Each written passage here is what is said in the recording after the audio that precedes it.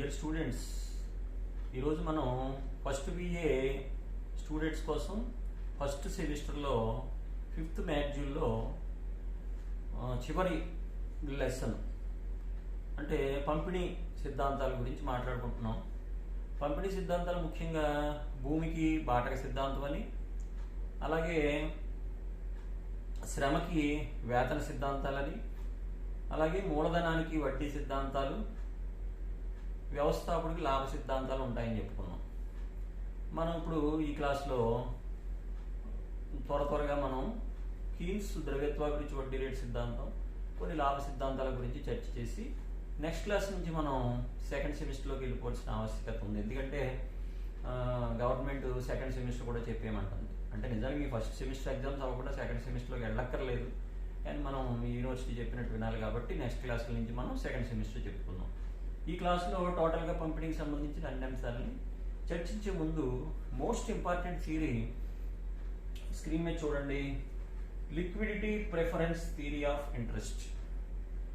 Liquidity preference theory of interest అది చెప్పింది ఎవరు అంటే జాన్ మెనార్డ్ కీన్స్. అంటే దాన్ని సింపుల్గా మనం జేఎం కీన్స్ అని పిలుస్తాం. ఆయన్ని ఎవరి జాన్ మెనార్డ్ కీన్స్ అంటే ఈయన అర్థశాస్త్ర ఆకాశంలో, స్థూల అర్థశాస్త్ర ఆకాశంలో ధృవతారని పిలుస్తారు. ఈయన్ని the melting star of the economic sky అంటారు. అంటే ఆధునిక అర్థశాస్త్రవేత్త ఈయన. నిన్న మొన్నటి వరకు బతికే ఉన్నారు ఈయన. Cambridge university professor. ఎందుకు ఈయనకి ఇంత పేరు వచ్చింది అనేది సెకండ్ సెమిస్టర్లో మీకు అర్థమవుతుంది. ఎందుకంటే ఈ సంవత్సరం సిలబస్లు మారినాయి కాబట్టి ఫస్ట్ సెమిస్టర్లో సూక్ష్మ అర్థశాస్త్రం అంతా మనం కంప్లీట్ చేస్తున్నాం ఈ పంపిణీ సిద్ధాంతంతో. సెకండ్ సెమిస్టర్లో మ్యాక్రో ఎకనామిక్స్ అనేది స్టార్ట్ చేస్తాం. మ్యాక్రో ఎకనామిక్స్కి ఆద్యుడు ఎవరు అంటే ఈయన ఎవరు, ఫోటోలో చూడండి, జాన్ మెనార్డ్ కీన్స్. ఈ కీన్స్ అనే ఆయన స్థూల అర్థశాస్త్రానికి ఆద్యుడిగా చెప్పచ్చు. ఎందుకు అసలు ఇతను లేకముందు స్థూల అర్థశాస్త్రం లేదు. ఈయన పుస్తకం రాశారు, జనరల్ థియరీ అని. దాన్ని సార్వత్రిక సిద్ధాంతం అంటాం. అందులో ఈ స్థూల అర్థశాస్త్రం గురించి ఆయన ఎక్కువ రాస్తారు. అంటే ఇంతకుముందు అంతా సూక్ష్మ అర్థశాస్త్రం ఉండేది, తర్వాత స్థూల అర్థశాస్త్రం వచ్చింది.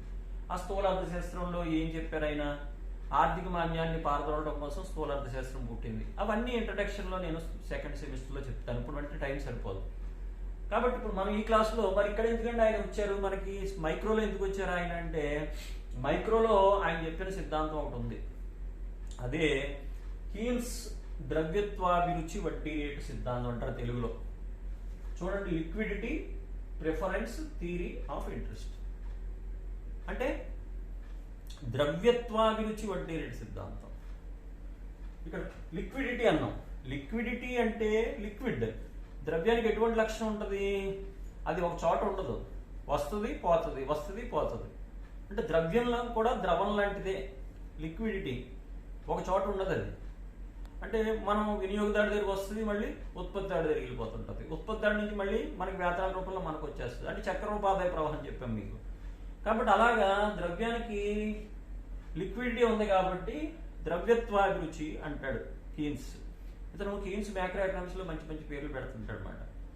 ద్రవ్యత్వాభిరుచి అంటే అభిరుచి, అంటే ద్రవ్యాన్ని దగ్గరుంచుకోవాలనే కోరికను ఏమని పిలుస్తాం, ద్రవ్యత్వాభిరుచి అంటాం.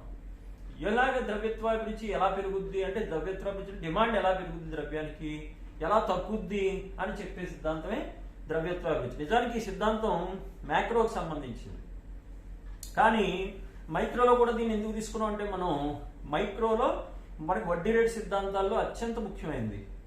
అంటే ఉత్పత్తి కారకాలైనటువంటి అన్ని ఉత్పత్తి కారకాల్లో మూలధనానికి వడ్డీ రేటు ఎలా కట్టాలి, ఎలా నిర్ణయించబడుతుంది అని తెలియజేయడానికి చెప్పిన సిద్ధాంతమే లిక్విడిటీ ప్రిఫరెన్స్ థియరీ. అంటే తెలుగులో ద్రవ్యత్వాభిరుచి వడ్డీ రేటు సిద్ధాంతం. చెప్పాను కదా, ద్రవ్యత్వాభిరుచి అంటే అదేదో కొత్త పేరులాగా ఒత్తులతో ఉందని భయపడకండి. ద్రవ్యత్వాభిరుచి అంటే ఏంటంటే ద్రవ్యాన్ని దగ్గరించుకోవాలనే కోరిక, అంటే ద్రవ్యాన్ని దగ్గరించుకోవాలనే డిమాండ్. మామూలుగానే వస్తువులు కొన్నట్టుగానే ద్రవ్యానికి డిమాండ్ ఉంటుంది, ద్రవ్య సప్లై ఉంటుంది. అంటే రెండు వాక్యాలు మీరు గుర్తుపెట్టుకోవాలి, ద్రవ్య సప్లై, ద్రవ్య డిమాండ్. ద్రవ్య సప్లై ఎవరు చేస్తుంది, గవర్నమెంట్ చేస్తుంది. బ్యాంకుల ద్వారా, గవర్నమెంట్ వేతనాలు ఇవ్వడం ద్వారా, వీటి ద్వారా ద్రవ్యం వస్తూ ఉంటుంది. అది ఎలా ఉంటుంది, స్టాగ్నెంట్గా ఉంటుంది. అంటే ద్రవ్య సప్లై ఇష్టం వచ్చినట్టు పెంచేసుకోవటం ఉండదు. కరెన్సీ నోట్లు ప్రింట్ చేసి అందరికీ జీతాలు పెంచేయడం, ఉద్యోగాలు లేని వాళ్ళకి అందరికీ ఉద్యోగాలు ఇవ్వడం, ఇంత ఎందుకు చేయట్లేదు ప్రభుత్వం అంటే చెప్పాను మీకు గతంలో, మళ్ళీ మ్యాక్రోలో ఒకసారి చెప్తాను. అది చాలా మందికి బయట జనానికి కూడా తెలియదు. ఎకనామిక్స్ తెలియని వాళ్ళు ఎవరికి డబ్బులు ఇచ్చేయచ్చు కదా, ₹1,00,00,000 ప్రాజెక్టులు కంటే ₹1,00,00,000 ఎత్తే ఖర్చు పెట్టేసుకుంటాం కదా మనిషికి, లేదంటే అందరికి ఉద్యోగాలు ఇచ్చేయచ్చు కదా అనుకుంటుంటారు. అలా ఎందుకు ఇవ్వలేరు అంటే మీకు బాగా గుర్తుపెట్టుకోవాలి ఈ పాయింట్, మళ్ళీ మ్యాక్రోలో ఒకసారి చెప్తా. దేశంలో ఒక సంవత్సర కాలంలో ఎంత జాతీయోత్పత్తి వస్తుందో అంతే ద్రవ్య చలామణిలో ఉండేలాగా రిజర్వ్ బ్యాంకు ట్రై చేస్తూ ఉంటుంది అన్నమాట. బ్యాలెన్స్ చేయాలి అంటే ఉదాహరణకి ఒక 10 లక్షల కోట్ల ఆహార ఉత్పత్తులు, పారిశ్రామిక ఉత్పత్తులు వచ్చినాయి అనుకోండి దేశంలో, భారతదేశంలో 10 లక్షల కోట్లే ప్రజల్లో కూడా రన్నింగ్ అవుతూ ఉండాలి, తిరుగుతూ ఉండాలి. అంటే మనీ సప్లై ఎంత ఉందో మనీ కూడా అంతే మూవ్ అవుతూ ఉండాలి. దాన్ని మించిందనుకోండి ద్రవ్యోల్బణం వచ్చేస్తుంది, తగ్గిందనుకోండి ఆర్థిక మాంద్యం వచ్చేస్తుంది. రెండు కూడా వ్యవస్థలో అత్యంత ప్రమాదకరమైన విషయాలు. వాటిని పారద్రోలడం కోసమే ఈ కీన్స్ అనేవాడు జనరల్ థియరీ రాశాడు ఈయన. ఆ జనరల్ థియరీయే మ్యాక్రో ఎకనామిక్స్, మీరు సెకండ్ సెమిస్టర్లో నేర్చుకునేది. అర్థమైందా? అందులో తీసుకొచ్చి ఇక్కడ మీకు వడ్డీ రేటు సిద్ధాంతాల్లో చెప్తున్నమాట. చాలా తెలివైన ఆయన కీన్స్, నా ఫేవరెట్ ఎకానమిస్ట్ ఈయన. మ్యాక్రో చదివితే మీకు అర్థమవుతుంది నెక్స్ట్ సెమిస్టర్లో. ఏం చెప్తారంటే ఈయన, ద్రవ్యానికి సప్లై ఉంటుంది, ద్రవ్యానికి డిమాండ్ ఉంటుంది. ద్రవ్య సప్లై అనేది ప్రభుత్వం చేస్తుంది కాబట్టి స్టాగ్నేట్గా ఉంటుంది. ఎంత ఉత్పత్తి వచ్చిందో అంతే ద్రవ్యం చలామణి అవ్వాలి కాబట్టి. కానీ ద్రవ్యానికి డిమాండ్ మాత్రం ఎలా ఉంటుందంటే వడ్డీ రేటు బట్టి నిర్ణయించబడుతుంది. అందుకు మాట మనం ఇప్పుడు ఇక్కడ చెప్పుకుంటున్నాం. ఇది లేకపోతే మ్యాక్రోలోది, ఇది మైక్రోలోది కాదు. ద్రవ్యం డిమాండ్ అనేది దేని మీద ఆధారపడుతుంది? వడ్డీ రేటు మీద ఆధారపడుతుంది. వడ్డీ రేటును బట్టి ప్రజలు ద్రవ్యాన్ని డిమాండ్ చేద్దామో వద్దా అనుకుంటారు అనమాట. ఇప్పుడు ఉదాహరణకి ద్రవ్య డిమాండ్ మనకి వడ్డీ రేటు బట్టి అని ఎందుకు చెప్తున్నాడు? ఉదాహరణకి మీకు చెప్తాను. ఇప్పుడు బ్యాంకులో ఉంది, బ్యాంకు వడ్డీ రేటు పెంచింది అనుకోండి, జాగ్రత్తగా విన్న తర్వాత నేను డయాగ్రామ్ చూపిస్తాను మీకు. బ్యాంకు వడ్డీ రేటు పెంచింది అనుకోండి, అందరూ ఏం చేస్తారు? ఇండస్ట్రియలిస్టులు కానీ లేకపోతే ప్రజలు కానీ షేర్లు కొనుక్కోవడం మానేసి, ఇండస్ట్రీలు పెట్టడం మానేసి అందరూ బ్యాంకులో దాచుకుంటారు. ఎందుకంటే కష్టపడకుండానే బ్యాంకు నుంచి వడ్డీ రేటు ఎక్కువ వచ్చేస్తుంది కాబట్టి. అంటే ద్రవ్యానికి డిమాండ్ ఎక్కువ ఉంటుందా తక్కువ ఉంటుందా? అప్పుడు ఎక్కువ ఉంటుందా తక్కువ ఉంటుందా? ద్రవ్యానికి డిమాండ్ తక్కువ ఉంటుంది. ఎందుకంటే బ్యాంకు దగ్గర డబ్బు అంతా ఉండిపోద్ది, అంతే కదా. ఏమంటే ప్రజలు బయటికి తీసుకొచ్చి ఏదన్నా వస్తువులు కొనుక్కుందాం అంటే ఎందుకు ఇంచక వడ్డీ వస్తుంది కదా అనుకుంటారు. నెక్స్ట్ వస్తువులు కొనుక్కోవడం పక్కన పెట్టండి, ఇండస్ట్రియలిస్టులు పెట్టుబడి పెట్టరు, షేర్ మార్కెట్లో షేర్లు పెట్టరు, అంటే ద్రవ్యానికి డిమాండ్ పడిపోద్ది. అది ఇంట్రెస్ట్ రేట్ తగ్గింది అనుకోండి, బ్యాంకులు ఇంట్రెస్ట్ రేట్ ఎందుకు తగ్గిస్తుంటాయి అప్పుడప్పుడు? ఎందుకు తగ్గిస్తాయంటే ద్రవ్య చలామణి పెంచడం కోసం. ఇప్పుడు బ్యాంకులు 7.5కి బ్యాంకు వడ్డీ రేట్లు తగ్గించేస్తున్నాయి. హౌసింగ్ లోన్లు, కార్ల లోన్లు అన్ని తగ్గించేస్తున్నాయి. అంటే అర్థం ఏంటి? డబ్బు ప్రజల్లోకి వచ్చేయాలి. బ్యాంకులో ఎవరు డబ్బు దాచుకోకూడదు, కార్లు కొనేసుకోవాలి, ఇల్లు కట్టేసుకోవాలి, వడ్డీ రేట్లు తగ్గించేసి. అంటే వడ్డీ అలాగే దాచుకునే వాళ్ళు కూడా దాచుకోరు. ఎప్పుడైతే వడ్డీ రేటు తగ్గిపోయిందో, బాబు బ్యాంకుల్లో ఏమొస్తుందో బాబు, పావలా వడ్డీ వస్తుంది, ₹10 వడ్డీ వస్తుంది, దీన్ని బయటికి తీసుకొచ్చి షేర్ మార్కెట్లో పెట్టుకుందాం, లేకపోతే ఏదన్నా ఇండస్ట్రీలో ఎవరికన్నా తెలిసిన వాడికి అప్పగిద్దాం, ₹1 వడ్డీ వస్తుంది, ₹1.5 వడ్డీ వస్తుంది అనుకుంటారు. అంటే డిమాండ్ బయటికి పెరిగిపోద్ది, డిమాండ్ పెరిగిపోద్ది. అంటే సింపుల్గా నాకు అర్థమైంది కదా మీకు. సింపుల్గా 2 పాయింట్లు గుర్తుపెట్టుకోండి. ద్రవ్య సప్లై అనేది స్థిరంగా ఉంటుందండి. ద్రవ్య డిమాండ్ అనేది దేని మీద ఆధారపడుతుంది? వడ్డీ రేటు మీద ఆధారపడుతుంది. వడ్డీ రేటు పెరిగితే అందరూ డబ్బులు దాచేసుకుంటారు కాబట్టి ద్రవ్యానికి డిమాండ్ తగ్గిపోతుంది. వడ్డీ రేటు తగ్గింది, ద్రవ్యానికి డిమాండ్ పెరిగిపోద్ది. ఎందుకు? దాచుకుంటే ఏమీ లేదు, బయట కొనేసుకుందాం, వస్తువులు ఎంజాయ్ చేసేద్దాం, లేదంటే ఏదైనా ఇండస్ట్రీలో పెడదాం, షేర్ మార్కెట్లో పెడదాం, డిబేచర్లు కొనుక్కుందాం, లేకపోతే పోస్టల్ ఏదో కొనుక్కుందాం, NSE బాండ్స్ ఇలాగ అనుకుంటారు అన్నమాట. అర్థమైందండి? కాబట్టి ద్రవ్యానికి డిమాండ్ పెరగాలి అంటే బ్యాంకు వడ్డీ రేట్లు తగ్గించాలి, ద్రవ్యానికి డిమాండ్ తగ్గాలంటే బ్యాంక్ రేటు వడ్డీ రేట్లు పెంచాలి. అంటే ఒకదానికొకటి వ్యతిరేకంగా ఉంటాయి అన్నమాట. ఇప్పుడు మనం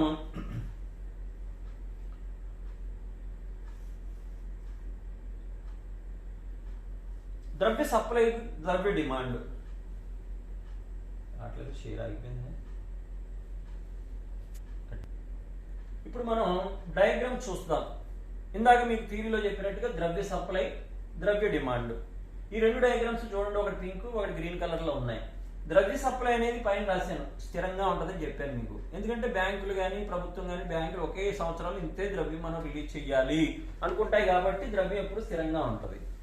నెక్స్ట్ కింద చూస్తే ద్రవ్య డిమాండ్. ద్రవ్యానికి డిమాండ్ మాత్రం ఇంట్రెస్ట్ రేట్ బట్టి ఇక్కడ మారడం గమనించవచ్చు. కాబట్టి ద్రవ్య సప్లై పైన ఒకసారి డయాగ్రామ్ చూడండి, డయాగ్రామ్స్ ఇక్కడ ఫోకస్ చేయండి.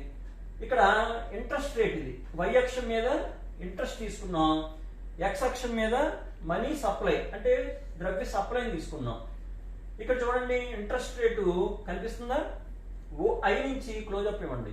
OI నుంచి OI1కి పెరిగింది ఇంట్రెస్ట్ రేటు, అలాగే OI నుంచి OI2కి తగ్గింది.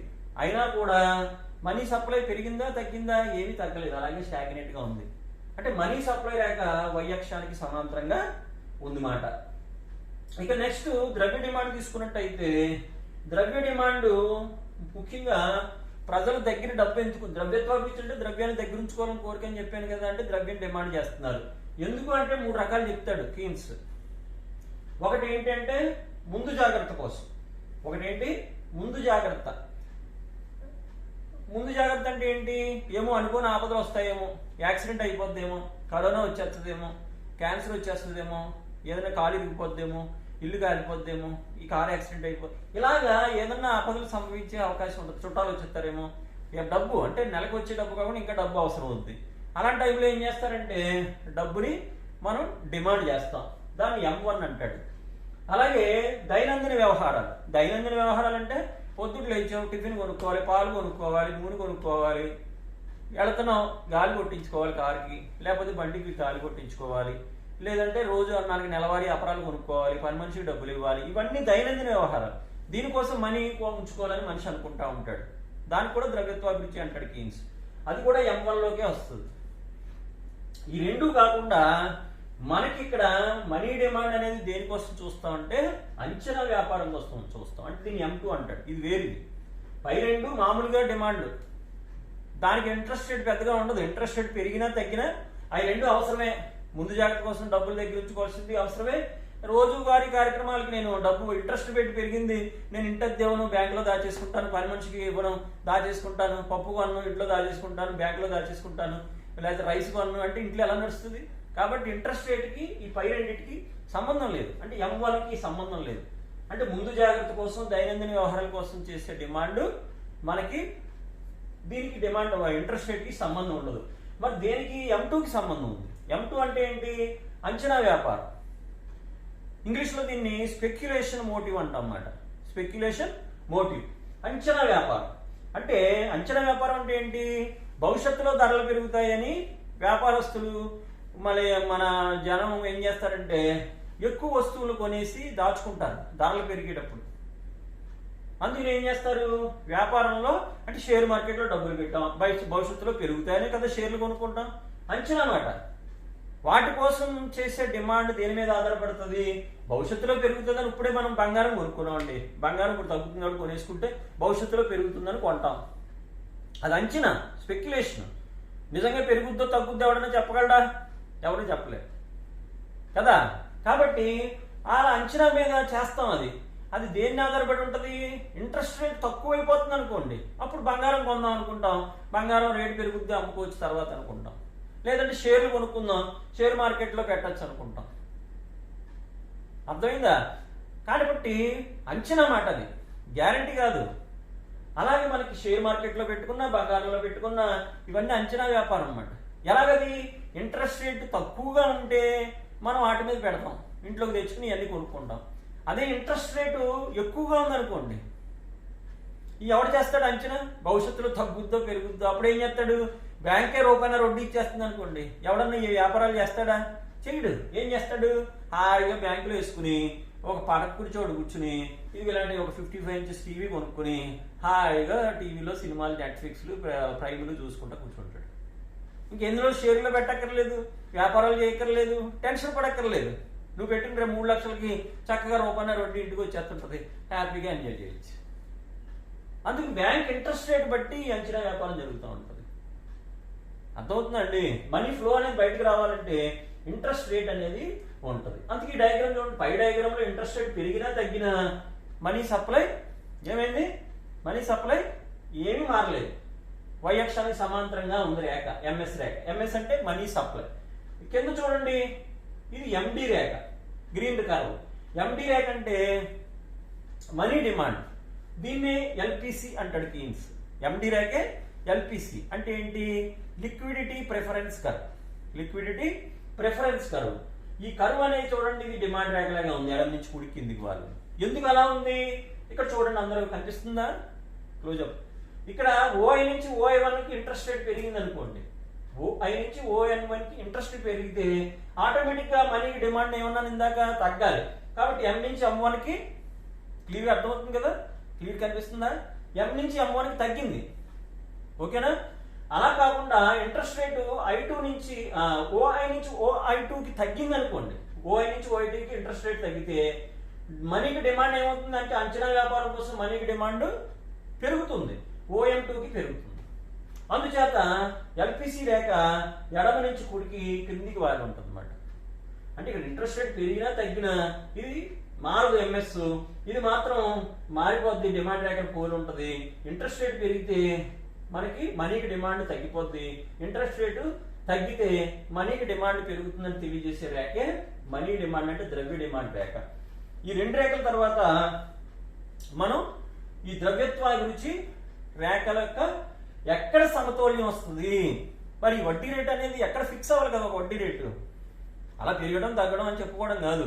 ప్రభుత్వం కానీ లేకపోతే బయట వాళ్ళు కానీ వడ్డీ రేటు ఎక్కడ ఫిక్స్ చేస్తారు అంటే ఈ ఎల్పిసి రేఖ అంటే లిక్విడిటీ ప్రిఫరెన్స్ రేఖ అంటే డిమాండ్ మనీ డిమాండ్ రేఖ, మనీ సప్లై రేఖ ఎక్కడ ఖండించుకుంటాయో అక్కడ సప్లై సమతౌల్యం అనేది వస్తుంది. ఒకసారి చూడండి, డిమాండ్ ఇక్కడ ఇంకో రేఖ వేసాం. ఈ రేఖలో మీరు చూసినట్టయితే దీన్ని ద్రవ్యత్వాభిరుచి రేఖ అంటాం. ఇక్కడ మనీ సప్లై మనీ డిమాండ్ రెండు రేఖలు, ఒకటి పింక్ కలర్ ఒకటి బ్లూ కలర్ లో వేసాం. అంటే మీకు అర్థమవుతుంది బాగానే. ఎంఎస్ అనేది ఇందాక చెప్పినట్టుగా మనీ సప్లై అంటే ఇంట్రెస్ట్ రేట్ తో దానికి సంబంధం ఉండదు, పెరిగినా తగ్గినా కూడా అది ఏమీ మారదు. ఇది మనీ డిమాండ్ రేఖ అంటే లిక్విడిటీ ప్రిఫరెన్స్ కర్వ్ అంటే ద్రవ్యత్వాభిరుచి రేఖ. ఇది ఎక్కడ ఖండిస్తుంది? ఎంఎస్ ని ఈ బిందువు దగ్గర ఖండిస్తుంది. ఎక్కడ ఖండిస్తుంది? ఈ బిందువు దగ్గర ఖండిస్తుంది. ఇక్కడ ఖండించిన దగ్గర ఓఐ అని చూసారా, అది ఫిక్స్డ్ వడ్డీ రేటు. అక్కడ వడ్డీ రేటు నిర్ణయించుకుని మూలధనానికి ఆ వడ్డీ రేటు ఇస్తాడు వ్యవస్థాపకుడు అన్నమాట. అది ఇక్కడ సూత్రంలో మనం తెలుసుకోవాల్సింది. ఓఐ1 అనేది చూసుకున్నారనుకోండి, అక్కడ చూస్తే ఇక్కడ మనీకి డిమాండ్ ఏమో తగ్గుతుంది, మనీ సప్లై ఏమో ఎక్కువగా ఉంది. అలాగే ఓఐ2 చూసారనుకోండి, మనీకి డిమాండ్ పెరుగుతుంది, మనీ సప్లై తగ్గుతుంది. అవి రెండు మన పటంలో చూపించడం కోసం మీకు రెండు రంగుల్లో వేసి చూపించాం. మళ్ళీ ఒకసారి చెప్తున్నాను వినండి. ఇక్కడ liquidity preference curve money demand MS రేఖలు ఎక్కడ ఖండించుకున్నాయో అక్కడ వడ్డీ రేటు సమతౌల్యానికి వస్తుంది. అంటే ఇక్కడ వడ్డీ సమతౌల్య వడ్డీ రేటు ఏంటి? ఓఐ అంటే ఈ అన్నాం కదా, ఈ అంటే ఏంటి? ఈక్విలిబ్రియం. ఈ ఎక్కడ పెట్టినా ఈక్విలిబ్రియం డిమాండ్ అది మన ఎకనామిక్స్ లో. కాబట్టి ఈక్విలిబ్రియం అంటే ఎక్కడ వచ్చింది? OM money demand money supply జరుగుతుంటే ఓఐ మనకి ఇంట్రెస్ట్ రేట్. కాబట్టి ఇక్కడ ఎందుకు అలా జరిగిందంటే ఇక్కడ సమతౌల్యం జరిగింది కాబట్టి. దానికన్నా మనం కింద చూస్తే అంటే I1 అంటే మనీ వడ్డీ రేటు పెరిగితే మనీకి డిమాండ్ తగ్గిపోద్ది, మనీ సప్లై పెరిగిపోద్ది. అలాగే ఇంట్రెస్ట్ రేటు తగ్గిందనుకోండి ఏమవుద్ది? మనీకి డిమాండ్ పెరిగిపోద్ది, అలాగే మనీకి సప్లై తగ్గిపోద్ది, మనీ సప్లై తగ్గిపోద్ది. ఈ అన్ని అంశాలని మనం ఈ పటంలో చూడొచ్చు. ఈ పటంలో రాసిన అంశాలను మనం కింద చూపించే ఎంఎస్ అంటే మనీ సప్లై, ఎండి అంటే మనీ డిమాండ్, ఎల్పిసి అంటే లిక్విడిటీ ప్రిఫరెన్స్ కర్వ్, ఈ అంటే సమతౌల్య వడ్డీ రేటు. ఇది మనకి కీర్స్ చెప్పినటువంటి ద్రవ్యత్వాభిరుచి వడ్డీ రేటు సిద్ధాంతం. మనీ సప్లై అనేది ప్రభుత్వం చేస్తారు కాబట్టి అది స్థిరంగా ఉంటుంది. ఒక సంవత్సర కాలంలో మనీ డిమాండ్ అనేది 3 కారణాలతో చేస్తారు. M1 అంటే ముందు జాగ్రత్త, దైనందిన వ్యవహారాలు, అది వడ్డీ రేటు మీద ఆధారపడవు. రెండోది అంచనా వ్యాపారం M2, దాని గురించే మనం డిమాండ్ చేస్తాం బ్యాంకుల నుంచి డబ్బుని, ఆ మనీని. కాబట్టి మనీ డిమాండ్ అనేది ఈ 3 అంశాల్లో చివరి అంశం అంచనా వ్యాపారం మీద ఆధారపడుతుంది. ఈ అంచనా వ్యాపారం అనేది ఇంట్రెస్ట్ రేట్ అనేది పెరిగిపోతే కనుక బ్యాంకులోనే దాచుకుంటారు, డబ్బులు బయటకు తీసుకొచ్చి పెట్టరు, కాబట్టి మనీ డిమాండ్ తక్కువగా ఉంటుంది. అలాగే ఇంట్రెస్ట్ రేటు తక్కువగా ఉందనుకోండి, ఎక్కువగా ఉంటే బ్యాంకులో నుంచి చేస్తారు, మనీ డిమాండ్ ఉండదు. తక్కువగా ఉంటే బ్యాంకులో దాచుకుంటే లాస్ వస్తుందని చెప్పి పోలే చూద్దాం మన లెక్క ఎలా ఉందని అంచనా వ్యాపారం చేస్తారు. బంగారం కొంటారు, డిబెంచర్స్ కొంటారు, షేర్స్ కొంటారు, ఏదైనా ఫ్రెండ్స్కి వడ్డీకి ఇచ్చుకుంటారు. మనీకి డిమాండ్ ఉంటుంది అంటే ప్రభుత్వం దగ్గర డబ్బు ఉండదు, ప్రజల్లోకి వచ్చేస్తుంది. మీరు ఇక్కడ గుర్తుపెట్టుకోండి, రిజర్వ్ బ్యాంక్ ఏం చేస్తుందంటే మీకు మ్యాక్రో ఎకనామిక్స్ చెప్పినప్పుడు బ్యాంక్ విధులు చెప్తాను, అప్పుడు చెప్తాను. బ్యాంక్ ఏం చేస్తుందంటే ద్రవ్యం ప్రజల్లో ఎక్కువ ఉందనుకోండి, వడ్డీ రేటు పెంచేస్తుంది. వడ్డీ రేటు పెంచేస్తే అందరూ బ్యాంకులో డబ్బులు దాచేసుకుంటారు, ఖర్చు పెట్టరు, బయట వ్యాపారాలు చేయరు. అది అంటే ఆర్థిక మాన్యం వచ్చింది, ద్రవ్యోల్బణం ఉందనుకోండి అలా చేస్తుంది. ఆర్థిక మాన్యం ఉంది అంటే ప్రజల దగ్గర డబ్బులు లేవు, ప్రజలందరికీ ఉద్యోగాలు లేవు. ఇప్పుడు జగన్ చేస్తున్నారు, రకరకాల పథకాలు పెట్టి ప్రజలకు అందరికీ డబ్బులు తీసుకొచ్చారు. ఎందుకు తీసుకొచ్చారు ఆయన అంటే ప్రజలందరూ కొనుక్కుంటే సంస్థలన్నీ డెవలప్ అవుతాయి, ఉద్యోగ అవకాశాలు పెరుగుతాయి. ఆ విధంగా కూడా ఎకనామిక్స్ మనం ఆలోచించవచ్చు. ఇన్ని పథకాలు ఎందుకని కొంతమంది అనుకుంటున్నారు, కానీ ప్రజల్లోకి డబ్బు డంప్ అయిపోతే ఏమవుతుందంటే అన్ని హోటల్స్ కానీ, వ్యాపారాలు కానీ, ఇండస్ట్రీస్ కానీ పనిచేస్తూ ఉంటాయి, అందరూ వస్తువులు కొనుక్కుంటుంటారు. కాబట్టి కొత్త వస్తువులు తయారు చేయాలంటే కొత్త ఉద్యోగాలు వస్తాయి. కాబట్టి ఉద్యోగ అవకాశాలు పెరిగి వ్యవస్థ, రాష్ట్రం గొప్పగా ఉంటుంది. అందుకే మన రాష్ట్రానికి మన ఫస్ట్ ప్లేస్ కూడా వచ్చింది. కాబట్టి ప్రతిపక్షాలు రకరకాలుగా మాట్లాడచ్చు, కానీ మనం ఆలోచిస్తే ఎకనామిక్స్ పరంగా అది కూడా ఒక రకమైన ఎకనామికల్ పాయింటే. కాబట్టి ఏదేమైనప్పుడు కూడా మనం చూసుకున్నట్టయితే ఏంటంటే మనీ సప్లై ఎక్కువగా బయటికి రావాలి, మనీ డిమాండ్ ప్రజల్లో డిమాండ్ ఉండాలంటే అది ఏంటంటే ఇంట్రెస్ట్ రేట్ తగ్గించాలి రిజర్వ్ బ్యాంక్. ఇప్పుడు చూడండి, అస్మాన్ రిజర్వ్ బ్యాంక్ తగ్గించేస్తున్నారు రెపో రేట్. ఎందుకు తగ్గిస్తుందంటే ప్రజల్లో డబ్బు తీసుకుని వాళ్ళందరూ కార్లు కొనుక్కుంటారు, కార్లకు డిమాండ్ ఏర్పడుద్ది. ఇళ్ళు కట్టుకుంటారు, ఇళ్ళు కట్టుకుంటే 24 క్రాఫ్ట్స్, తాపీ మేస్త్రులు, యద్దారోళ్ళు, ఇంకా ఒకటి కాదు పెయింటర్స్కి అందరికీ డిమాండ్ ఉంటుంది, వాళ్ళందరికీ ఉద్యోగాలు వస్తాయి. అలాగా మనీ బయటకు వచ్చేస్తే మంచిదని ప్రభుత్వం ఆశిస్తూ ఉంటుంది అన్నమాట. కాబట్టి మీరు గుర్తుపెట్టుకోవాల్సింది ఏంటంటే అసలైన పాయింట్ ఏంటంటే ఇంట్రెస్ట్ రేట్ ఎక్కువగా ఉంటే మనీకి డిమాండ్ తక్కువగా ఉంటుంది. ఇంట్రెస్ట్ రేట్ ఎక్కువగా ఉంటే మనీకి డిమాండ్ ఎక్కువగా ఉంటుంది. మళ్ళీ చెప్పనా, ఇంట్రెస్ట్ రేట్ ఎక్కువగా ఉంటే మనీ అందరూ దాచేసుకుంటారు కాబట్టి మనీకి డిమాండ్ తక్కువగా ఉంటుంది. ఇంట్రెస్ట్ రేట్ తక్కువగా ఉంటే మనీ అందరూ బయటికి తీసుకొచ్చి వ్యాపారాలు చేసుకుంటారు, వస్తువులు కొనుక్కుంటారు. కాబట్టి ఈ విధంగా మనం లిక్విడిటీ ప్రిఫరెన్స్ రేఖని గీయచ్చు. కీన్స్ ద్రవ్యత్వాభిరుచి వడ్డీ రేటు అంటే వడ్డీ రేటు వ్యవస్థాపకుడు ఎలా నిర్ణయిస్తాడు అనడానికి, అంటే వ్యవస్థాపకుడు ఎలా నిర్ణయిస్తాడంటే ఈ వడ్డీ రేటు వాడు ఉత్పత్తి చేసిన వస్తువులు కడతాడు, వడ్డీ రేటు ఇంత ఇవ్వాలి అని. తర్వాత మిగిలిన లాభం అనేది వ్యవస్థాపకుడికి ఇస్తాడు. ఇది కూడా చెప్పేస్తాను ఒక 2 నిమిషాలు. వ్యవస్థాపకుడి లాభ సిద్ధాంతంలో మనం చెప్పినట్టుగా నైట్ లాభచలన సిద్ధాంతం, లాభాలు అనేవి అప్ అండ్ డౌన్స్ అవుతుంటాయి కాబట్టి మన వ్యవస్థాపకుడికి లాభాలు ఇవ్వాలి. అలాగే నష్టపోయే సిద్ధాంతం ఉంది, జేబీ క్లార్క్ నష్టపోయే సిద్ధాంతం ఉంది. అంటే వ్యవస్థాపకుడికి పెట్టుబడి డబ్బు వచ్చేది కాబట్టి వెంటనే గ్యారంటీ లేదు వస్తుంది రాదు, ఆ నష్టభయాన్ని భరించినందుకు మిగతా ఉత్పత్తి కారకాల కన్నా ఎక్కువ డబ్బు ఇవ్వాలి, ఎక్కువ వాడికి ప్రతిఫలాన్ని ఇవ్వాలి అని చెప్పిన సిద్ధాంతం నష్టపోయే సిద్ధాంతం. మూడోది మొన్న క్లాస్లో చెప్పాను ఏంటంటే నవకల్పన సిద్ధాంతం. అంటే వ్యవస్థాపకుడు ఎప్పటికప్పుడు ఏం చేయాలంటే అంటే నిద్ర పట్టదానికి. మనం పనిచేసిన కూలి పని వాళ్ళు ఏం చేస్తారు, ఇళ్ళకి వెళ్ళిపోతారు 4, 5, 5 అయ్యేటప్పటికి 6 అయ్యేటప్పటికి. కానీ వ్యవస్థాపకుడు తెల్లవాళ్ళు నిద్రట్టదు. ఏం చేయాలి, మన వస్తువును కొత్తగా ఎలా ఉత్పత్తి చేయాలి, దాన్ని కొత్త మార్కెట్లో ఎలా అన్వేషించాలి, ఆ వస్తువుని ఇన్నోవేటివ్గా ఎలా చేయాలి, దాన్ని ఒక సబ్బు ఉంది దాన్ని ఎన్ని రంగులు మార్చాలి, ఎన్ని వాసనలు మార్చాలి, ఒక డ్రింక్ ఉంది దానికి ఎన్ని ఫ్లేవర్స్ పెట్టాలి, ఒక డ్రెస్ ఉంది దాన్ని ఎన్ని మోడల్స్లో కుట్టించాలి, రెడీమేడ్ జీన్ ప్యాంట్లు, కన్నాలు పెట్టడం, ఇవన్నీ ఏంటంటే నవకల్పనలు అన్నమాట. వస్తువులోంచి వస్తువు, కుక్కర్ ఉంది, కాపర్ బాటం కుక్కర్, ఏసీ ఉంది, మనం చెప్పాను ఏసీ ఉంది, రిమోట్ ఏసీ, రిమోట్లు ఉన్నాయని కూడా ఇప్పుడు ఇన్వర్టర్ ఏసీ, అంటే కరెంట్ పోయినా కూడా ఏసీ పనిచేసి ఇలాగా ఇన్నోవేషన్ అన్నమాట. ఉన్న వస్తువుని ఇన్నోవేషన్ చేసేసి మనకి ఇలా రాగానే గదిలోకి లైట్లు వెలిగేస్తుంటాయి, రిమోట్ కూడా పట్టుకోక్కర్లేదు. ఇలా కుళాయి కింద చేయి పెడితే కుళాయి వచ్చేస్తుంటారు సినిమా థియేటర్లో, అది హోటల్స్లో. ఇవన్నీ ఇన్నోవేషన్. మామూలు కుళాయి తిప్పి మనం చావాల్సి వచ్చేది. ఇప్పుడు ఇలా చేయి పెడితే అయిపోద్ది, ఇంకో దానికి చేయి పెడితే చెయ్యి ఆరిపోద్ది గాలి వచ్చేసి. అంత టెక్నాలజీ మీరు చూడండి మన లలిత థియేటర్లో కూడా ఉన్నాయి. కాబట్టి ఇలాగే మనకి వస్తువుల్లో నవకల్పనలు ఎందుకు కనిపెడతాడు వ్యవస్థాపకుడు అంటే వాడికి వస్తువుకి డిమాండ్ పెంచుకుని లాభాలు పెంచుకోవటానికి. మరి అంత ఆలోచించి వాడికి అదనంగా మనం ఇవ్వద్దు ప్రతిఫలం. కాబట్టి నవకల్పనలకి వచ్చే నవకల్పన సిద్ధాంతం అనేది కూడా ఒక సిద్ధాంతం. ఈ సిద్ధాంతం కూడా పరీక్షలో రావచ్చు. ఈ విధంగా మనకి డియర్ స్టూడెంట్స్ మనకి పంపిణీ సిద్ధాంతాలు చెప్పుకోవచ్చు మాట. మళ్ళీ ఒకసారి వరుసగా చెప్తాను. భూమికి బాటక సిద్ధాంతాలు, శ్రమకి వేతన నిధి సిద్ధాంతాలు, అలాగే ఇందాక ఇప్పుడు చెప్పినట్టుగా మూలధనానికి కీన్స్ ద్రవ్యత్వాభివృద్ధి వడ్డీ రేటు సిద్ధాంతం, అలాగే లాభానికి నవకల్పన సిద్ధాంతం, నైట్ లాభచలన సిద్ధాంతం, క్లార్క్ నష్టపోయే సిద్ధాంతం. ఈ సిద్ధాంతాలన్నీ కూడా మోస్ట్ ఇంపార్టెంట్. అదంతా మీకు సెలవుల ముందు మెటీరియల్ ఇచ్చాం కాబట్టి ఆ మెటీరియల్ చాలా అందంగా నీట్గా డయాగ్రామ్స్ తోటి ఉంది. ఈ డయాగ్రామ్స్ అన్నిటితోటి మీరు చదువుకోండి. దీంతో ఫస్ట్ సెమిస్టర్ మనకి ఎండ్ అయిపోయింది. మీకు అన్ని ఇంచుమించు కవర్ చేశాను నేను పరీక్షల కోసం. అందరూ ఫస్ట్ సెమిస్టర్ ఆపేసిన నేను ఎందుకు కంటిన్యూ చేశానంటే మీరు వెళ్ళబోయేది ఇంకో నెలలో పరీక్షకి వెళ్తున్నారు. ఇవన్నీ మోస్ట్ ఇంపార్టెంట్ అండి. చివరి చాప్టర్ 2 చాలా, మార్కెట్ ఒకటి వెళ్తే మీరు పాస్ అయిపోవచ్చు, పంపిణీ ఒకదానికి వెళ్తే మీరు పాస్ అయిపోవచ్చు. కాబట్టి ఈ 2 చాప్టర్లు నేను చెప్పాలని పెట్టుకున్నాను, అందుకు గట్టిగా చెప్పాను వీటి గురించి. మీకోసమే ఎంత కష్టపడింది. కాబట్టి మీరు ఇంటి దగ్గర ఇవన్నీ డయాగ్రామ్స్ చేసుకుని మళ్ళీ చదవండి, 10 సార్లు వేయండి. రాకపోతే ఫోన్ చేయండి నాకు, ఏంటండి ఎంఎస్ అంటే ఏంటి, ఎండి అంటే ఏంటి అని అడిగితే నేను అన్ని చెప్పడానికి ప్రయత్నిస్తాను. Okay my students, thank you very much.